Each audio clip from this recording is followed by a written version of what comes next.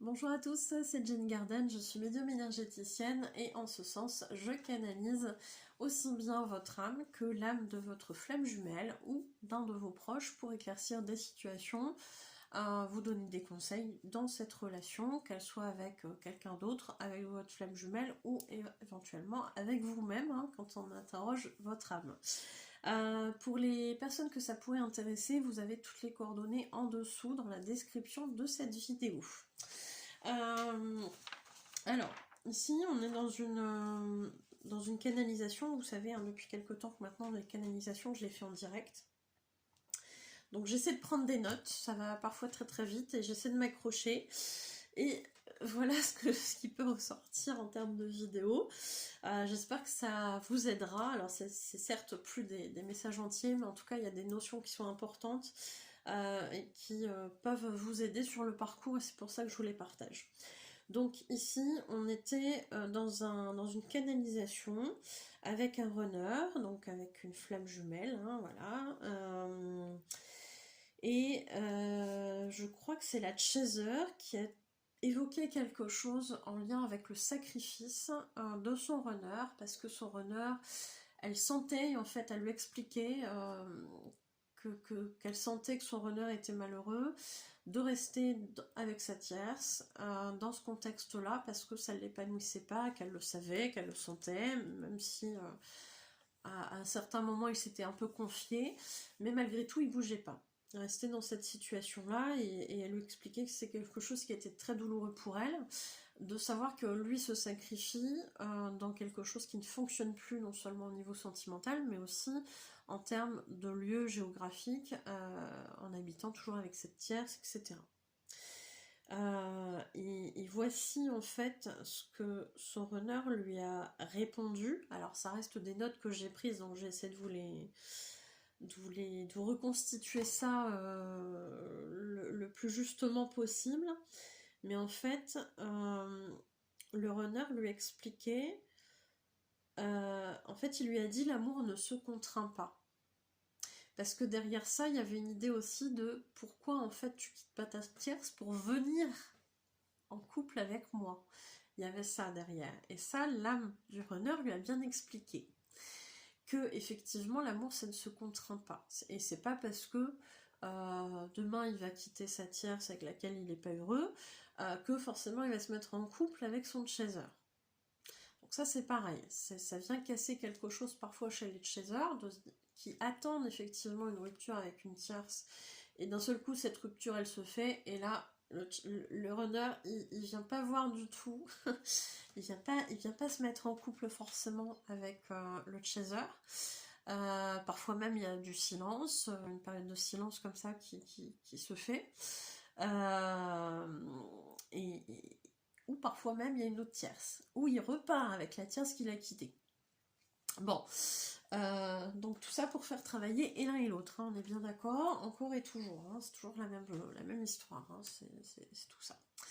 Alors, donc le runner lui dit l'amour ne se contraint pas, c'est pas parce que je vais quitter ma tierce que je vais venir avec toi en couple, c'est pas une obligation, parce qu'il y avait ça quelque part dans l'énergie. C'est un souhait, c'est une aspiration bien évidemment du chaser qui ressent de l'amour pour son runner à ce moment-là et qui aimerait concrétiser cette relation dans la matière. Sauf que, non, en fait, ça doit partir d'un désir réciproque de créer une relation. Donc c'est pour ça qu'il lui a dit l'amour ne se contraint pas. Et il lui expliquait aussi derrière que de son côté, ayant fait beaucoup de sacrifices par rapport à cette situation, on peut tout imaginer par rapport à ça, c'est-à-dire que on s'investit dans un couple, on a un enfant, il y a des sacrifices financiers, peut-être qu'il y a un crédit au niveau de la maison, etc., etc. Enfin, il y a plein de choses comme ça. Et en fait, on s'investit, en tout cas dans l'explication du runner, il y a le fait de je me suis pas investi dans tout ça pour au final tout perdre, tout casser et me retrouver sans rien. Ça peut s'entendre comme raisonnement. D'autant plus que souvent derrière ça, il y a aussi un sentiment très fort d'échec du runner qui se dit en fait j'ai pas réussi ça en fait. J'ai pas réussi. j'ai pas réussi en fait, donc je suis en porte-à-faux, je suis pas quelqu'un de bien, je suis pas quelqu'un d'assez compétent, etc., etc. C'est tout ça que ça va soulever aussi, hein. C'est pas juste tu quittes ta tierce et basta, hein. C'est tout ce qui va avec toutes les émotions qu'il peut ressentir, avec le regard des autres vis-à-vis de sa situation. S'il y a des enfants, ah bah t'es un mauvais père, t'es un mauvais mari. Bon, parlons masculin parce qu'il y a beaucoup plus de runners hommes que femmes, mais vous transposez pour les runneuses, hein, c'est pareil, hein, c'est le même principe, hein. Donc il est tellement plus entre guillemets satisfaisant au sens émotionnel de rester dans une illusion parce que ça c'est le terme qui a été mentionné dans la canalisation, d'aimer une tierce alors qu'on satisfait juste une peur et on trouve des excuses bidons. Ça aussi, ce sont des termes qui ont été repris par l'âme. Sortir de sa zone de confort, c'est compliqué pour un runner. Ça peut l'être aussi pour le chaser, bien sûr, mais le runner, il tient vraiment à sa zone de confort, là. À partir du moment où ça bouge, c'est très compliqué, c'est très insécurisant, et du coup, le runner n'a pas intérêt à bouger s'il veut maintenir quelque chose de neutre, pas trop douloureux émotionnellement. Donc forcément que se crée l'illusion que tout va bien parce que dans les couples, oui, on peut avoir des désaccords, que c'est normal, etc. Oui, bien sûr qu'il peut y avoir tout ça, mais à côté, on a aussi cette notion que on vient satisfaire du côté du runner cette peur, ces peurs, je le mettrais même au pluriel, du regard des autres. De comment ça va se faire pour les enfants s'il y en a, comment ça va faire au niveau des biens matériels s'il y en a avec la tierce, comment elle va gérer ça, parce que dis donc si je la fais souffrir en plus, ça veut dire que je suis quelqu'un qui est pas bien, etc., etc. Donc vous voyez tout vraiment se lie là tout est lié en fait, hein, dans ces questionnements, et en fait c'est un peu le serpent qui se mord la queue. Bah je peux pas faire ça parce que ça, mais du coup ça engendre ça, et voilà, du coup on fait pas, mais ça veut pas dire pour autant que la situation le satisfait complètement, hein. On est d'accord aussi là-dessus, mais l'illusion de dire tout va bien, ça vient le rassurer émotionnellement parlant, ça vient l'aider à supporter une situation qui n'est pas forcément idéale.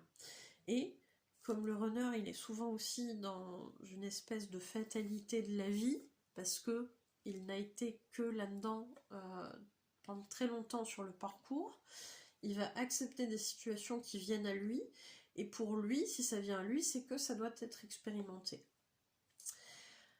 Sauf que le runner comprendra par la suite que après avoir expérimenté 50 000 fois le même schéma et que a priori ça se casse toujours la gueule et que ça fonctionne pas, il va se dire peut-être que je suis pas obligé en fait de dire oui à chaque fois que ça se présente. Chose qu'il pensait pas avant. Avant il pensait pas que c'était possible de dire non à ce qui venait. Et à un moment donné il va comprendre qu'il peut le faire. Qu'il peut refuser une expérience qu'il a déjà tenté plusieurs fois et qui ne fonctionne pas. Et que non, c'est pas une fatalité en fait. Et que non, c'est pas quelque chose qu'il doit accepter parce que ça vient de la vie. Non, c'est un choix qu'on me propose. Maintenant, j'y vais ou j'y vais pas. Et ça aussi, c'est très ancré chez les runners. Donc voilà. J'ai dit plus de choses que je pensais, donc je pense avoir fait le tour. Mais si vous voyez d'autres raisons que ça, vous pouvez mettre aussi dans les commentaires. Et puis voilà. Et puis n'hésitez pas à partager, commenter, vous abonner aussi. Merci pour ceux qui le font parce que ça fait vivre la chaîne et ça la propose à d'autant plus de personnes qui elles aussi peuvent avoir besoin de ces informations-là, donc merci de le faire, et puis merci de m'avoir écouté, je vous souhaite une belle journée ou une belle soirée, je vous dis à bientôt, prenez soin de vous.